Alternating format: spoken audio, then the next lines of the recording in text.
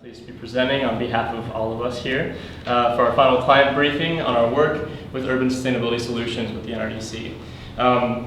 Throughout this presentation, I'll provide a brief overview of who we are and how this project came to be, describe some project objectives as well as the path that we took to achieve those objectives, and then I'll turn it over to my fellow team leaders, Brian Pellicore with Energy the Built Environment, Theo King with Transportation and Urban Centers, and then finally I'll take up financing green urban infrastructure and share some key findings in each of those three subjects.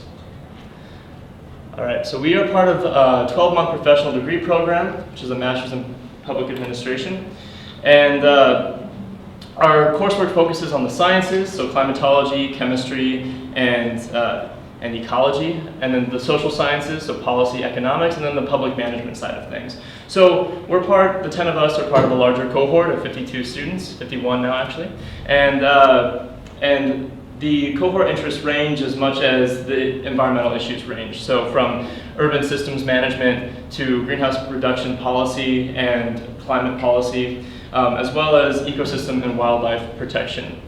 And so this is the accumulation of 3 semesters of work, which is, well, this is 1 semester of work, which is our capstone requirement, which is to work with an environmental client on some sort of analysis project.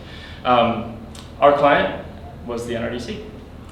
So our goal for this semester was to identify all types of different cities throughout the world, different typologies of cities with different political structures, backgrounds, and stages of development.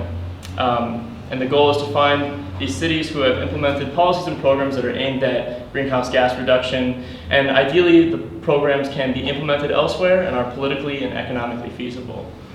The 3 focus areas that we chose to look at through our communications with our client are energy of the built environment, transportation and urban centers, and financing green urban infrastructure. And we'll dive deeper into each of those 3 key areas as I invite up the team leaders from those 3 different groups. So throughout the semester, after defining the problem with our client through communication with different people within NRDC who are specializing in the different 3 key areas, we conducted our initial research and case study development, where we, as a team, collectively came up with around 27 to 30 cases that we thought were interesting implementations of each of the 3 key areas. From there, it was a matter of finding out what is feasible, what is replicable and scalable throughout different cities of different typologies. And from there, we whittled our list down to a final case study list of 13 cases, which we feel are really strong cases and also really interesting and represent the breadth of what's possible around the world in this field. So with that, I'd like to invite up Brian Pellicore, who is the team leader for Energy the Built Environment. With Energy the Built Environment, we focus on distributed energy and what can cities do to better adopt distributed energy technologies. Brian? All right, thank you, Scott. So with that, I'll bring us to our first case, which takes us to Rizhao, China. Rizhao, China is a city of roughly 3 million that back in 1992 looked to expand their solar array due to kind of negative associations that a lot of different Chinese cities were facing with things like air quality and pollution. So they wanted to kind of change that for their city. So what they did was implement a solar water heating policy that mandated solar water heaters for new buildings in Rizhao, China, and encouraged solar water heating for others as well. And how they did this was they took $2.2 million over the course of 20 plus years, beginning in 1992, to subsidize research and development for these solar water heaters for the production side, so that consumers could get a lower cost of product. They saw a product that costs about $190 per unit, which is comparable to the electric model that they have in this location, with savings of $120 per year approximately. So they see a return on that investment rather quickly. And now the impact that this had is pretty successful. In Rizhao's central district, they had a 99% adoption of the solar water heaters, with 30% of the suburban population following suit. This equals roughly 175,000 tons of carbon dioxide equivalent being removed from the air each year.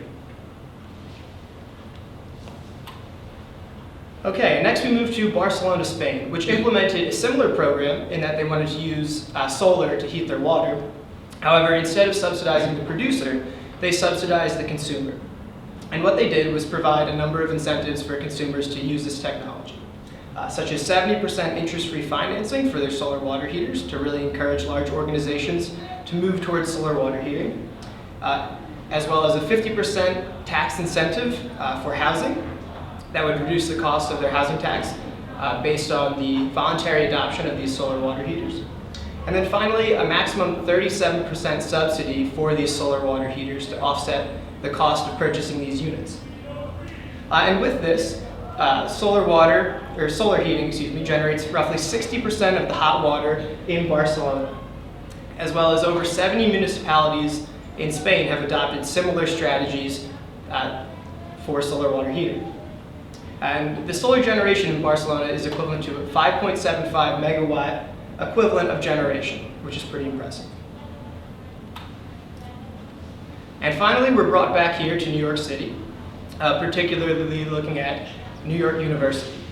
New York University had a cogeneration plant that needed to be changed due to standards. Statewide standards rendered the old plant unusable. So they were encouraged to put in a new and more efficient plant in line with New York City's Carbon Challenge Initiative, which encouraged universities like NYU and other organizations to reduce their greenhouse gas emissions by 30% in the year 2017.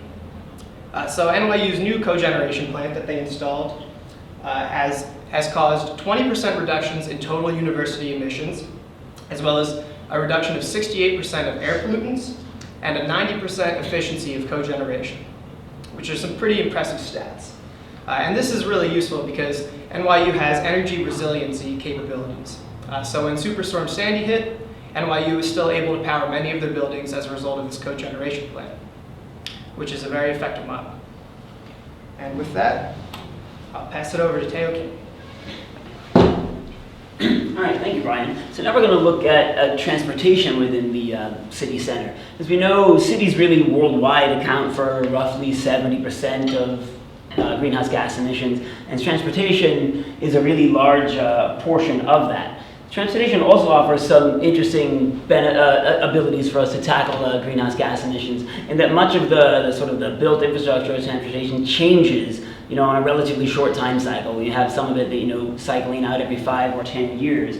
So it allows us to look at new policies and programs that can be put in place now and see a really short time cycle before we actually see the reductions coming into place. So the first thing we want to look at is really for the City of London. What London did is sort of take the blunt instrument of that cities have available to them to tackle the problem, in this case a tax. A tax is designed here to raise the cost of doing behavior that we don't like, in this case driving through the city center, and through raising this price, hopefully reduce the frequency of that behavior. So what we see here, London did that. They implemented a tax to drive through the city center, and in so doing, they did see a reduction in vehicle miles traveled through the city. However, it wasn't just quite as simple as that. London does have, because they were granted by Parliament, complete control of the transportation system was given to a group called Transport for London. So they didn't just take the revenue and add it back in to the city coffers. They instead reduced the burden for people choosing not to drive, in this case plowing it back into public transportation for the city. So what they did, even at the very first day that the congestion pricing went into effect for the City of London, there were additional 300 buses that were used along 2 new bus routes and that goes straight through the core, where most of the cars were projected to be, that are going to be hit by the tax, were projected to be traveling. This reduced the burden on those that were therefore not using their personal vehicles. So there are ancillary benefits to this as well. The reduced amount of congestion in the city gives back residents their time. Those that are taking the public transportation have a much, a more pleasant experience because the buses are newer and they're less congested. And also we see less street level ozone, less particulate matter, and the air quality in London is actually measurably higher. So there's another way that we can look at it, again requiring an integrated control of a transportation system. But in this case, instead of using a blunt instrument such as a tax, they're really using various incentives just to make it easier on folks to choose not to take trips in a single-family car.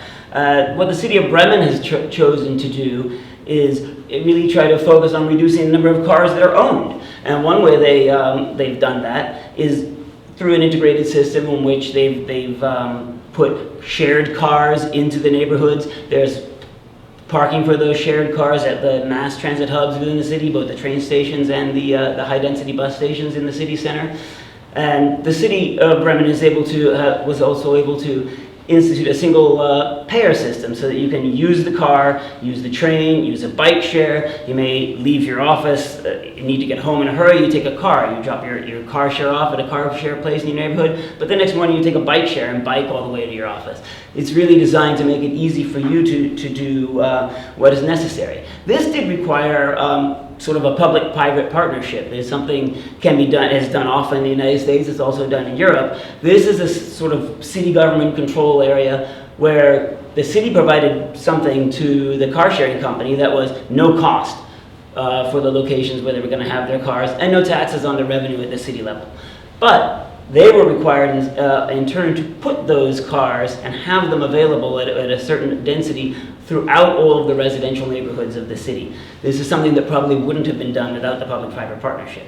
So by allowing this transportation system to be linked as such, City of Bremen now has fewer than 50% of trips taken in the city in a single passenger car, and they're aiming to reduce that to fewer than 40% in the next 5 years. So the final thing we want to look at is we have to have a little bit of understanding about how much effort has been put into place to reduce the number of single trips still going to be trips that need to get taken. So what can you do in that case? Generally, the first thing that comes to mind that we could do is look at the fuel mix of those cars to try to improve them. Well, we're looking at city projects here, and cities usually don't have any control over fuel mix. However, Amsterdam wasn't willing to say we don't have any control over it, so they began to look and said, one thing we could do is try to encourage our residents to tackle electric vehicles. So what they did is they instituted a pretty substantial set of subsidies on these vehicles. In some cases, upwards of 72% of the cost of a new electric vehicle is subsidized by the city of Amsterdam. This could reduce the cost of, say, purchasing a new Nissan Leaf down to around $10,000. Now, that's a substantial subsidy, and this is probably not something that cities are going to be able to replicate on a worldwide basis, because not every city is going to have the resources that Amsterdam had.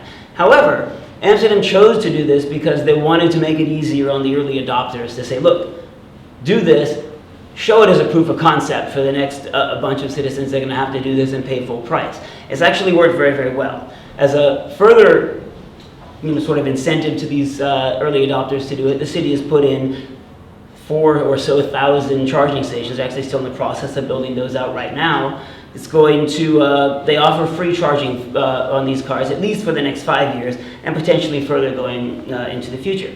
Now, that handles the private vehicles. The city also has great control over fleets. So Schiphol Airport, the airport for Amsterdam, is one of the world's 2 or 3 largest or busiest airports.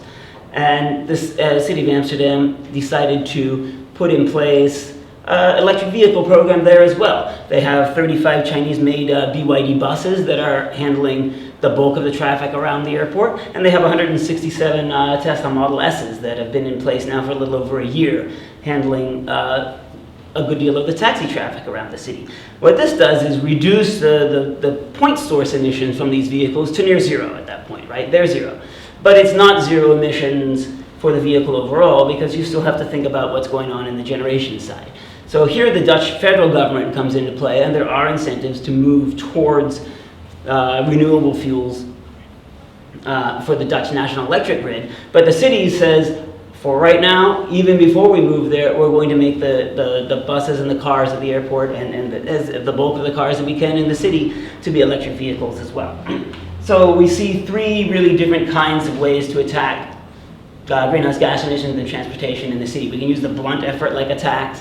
We can use sort of an integrated system, really making it easier for citizens to choose not to have a car and to link themselves into the public transportation network. Or we can just go all out towards electric vehicles.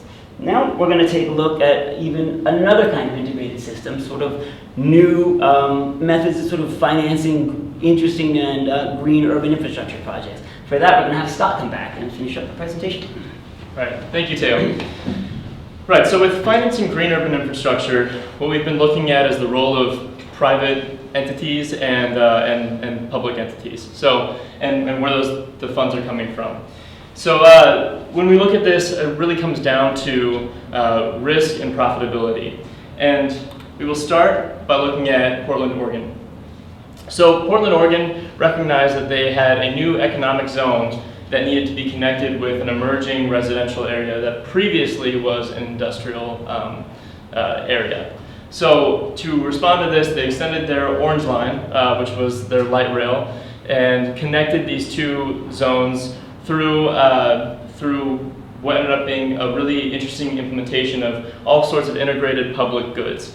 So with the extension of this light rail, they implemented around 8 miles of bike paths, 446 bike storage facilities, and then on the energy side, incorporating different energy efficiency technologies such as regenerative energy storage, and then putting solar panels on most of the different train stops. Additionally, different public goods such as an eco-track, so grass lining the train track, which reduces noise, so anyone can benefit from that. Additionally, green roofs on most of the facilities that don't have solar panels on them. And finally, rain gardens throughout. The heart of this whole project is Tillicum Crossing, which is a bridge that connects these two growing areas, and it allows for light rail, bus, cyclists, and pedestrians, but does not allow for the use of private vehicles on this. So what they're doing in preparing for future economic growth is making these areas accessible, which is great, but not by cars. So they're creating this disincentive for taking the long way around and being stuck in traffic or using this wonderful public facility. So because it's such an emphasis on public goods, things that people don't need to pay for, there's absolutely an emphasis on public funding, and that's not necessarily a bad thing. When we look at developing large infrastructure projects, definitely we look at wanting to get private people involved. But when it's a focus on public goods that anyone can enjoy, the government needs to step up and put the funds forward. And what makes this a really interesting case is their ability to integrate all different sorts of greenhouse gas reduction and interesting green public goods. Now in Mexico City, so Mexico City's local landfill, Bordo Poniente, they were recognized for being one of the largest sources of greenhouse gas emissions in the region, with 44% of Mexico's waste stream being organic material. That organic material would go to Bordo Poniente. It would break down anaerobically, producing methane, a more potent greenhouse gas than carbon dioxide. And so they decided to shut down the landfill in 2010, which proposed some really interesting management problems right off the bat, because now they need to do something with all that waste. And they responded through increased amounts of recycling, and also they partnered with heavy industry like Cemex, the very well-known cement manufacturer, to provide organic and inorganic material so that Cemex can use in their kilns for a more eco-friendly source of energy. The next stage of this will be the infrastructure side of this, which is taking Bordo Poniente, closing it down for good, and opening up a biogas plant. So with these increased management of the waste streams, they'll be able to divert this organic material to the biogas plant and produce electricity, which the private player who takes up 30% equity in this project will be able to sell for a profit and make returns in the long run. This project will add to an additional 1.4 to 2 million tons of emissions abated in just the first year, and this is a scale-up project. So I think over the course of 5 years, there's 3 different scale-ups planned, and so with just 2 million tons in the first year, you can really imagine what this is going to do in the long run. And finally, we turn to kind of the sweet spot of profitability and risk when we look at Stockholm, Sweden, and the Hammarby Storstad urban development project, which is It was a brownfield site, so a previously toxic site that was going to be converted into the Olympic Village for 2004. But when that didn't happen, Stockholm made it a point to say, let's create residences here that are efficient. In fact, 30% more efficient, less emissions than a typical neighborhood. So with this, of course, they have energy efficient buildings with a little over half of the total energy usage compared to the national average. See the figures here. And also they integrated all sorts of different transit options. So for every 2 residences, there's only 1 parking spot, so that disincentivizes the use of personal vehicles. Additionally, everyone in this neighborhood is within 300 meters of a light rail station. So they're making transportation really easy, and we see that through the results of 80% of individual trips in this neighborhood coming from walking, biking, or public transportation. So the financing of this, because it's fairly stable and you have the government supporting it, saying we want the most efficient living community that you can make. The private developers put up nearly 100% of the capital for this project because of the secure returns, the fairly low risk. And the role of the government here was just setting the expectation and saying this is what we want, so who's going to do it? And so that's a really interesting lesson in itself of just saying governments need to say what they want, and if they build it, they will come, right? So the key findings here, that cities around the world of all different typologies, stages of development, are doing things now to reduce their greenhouse gas impact, and have been for the past 20, 30 years. Been doing this through a variety of tools, and we've seen that through energy, transportation, and through finance, through regulatory, command and control tools, economic tools such as subsidies and tax credits, and finally social tools, where governments are really supporting that conversation around greenhouse gas reduction and looking at different policies and programs that can improve the health of its citizens and also the health of the environment as these cities and urban centers continue to grow. It's not really worth much to compare these 3 focus areas side by side because they're all so different and propose different challenges as it goes. But when we look at these, transportation stands out to me personally as a really interesting opportunity because of all the direct benefits of reducing greenhouse gas emissions, as well as the co-benefits of increasing the air quality of the region, decreasing the congestion of traffic, and the noise as well. So really interesting things going on in the transportation sector in terms of integrating different types. And as we saw, the integration is really the key word of this presentation, as we saw in transportation and in finance and in energy. And finally, the lesson here is that to some degree, all of these projects are scalable and replicable, and to some degree, none of them are. And it really just comes down to political will and the desire and the ability to put their foot forward as a government and say this is what we want, and this is what we're going to do.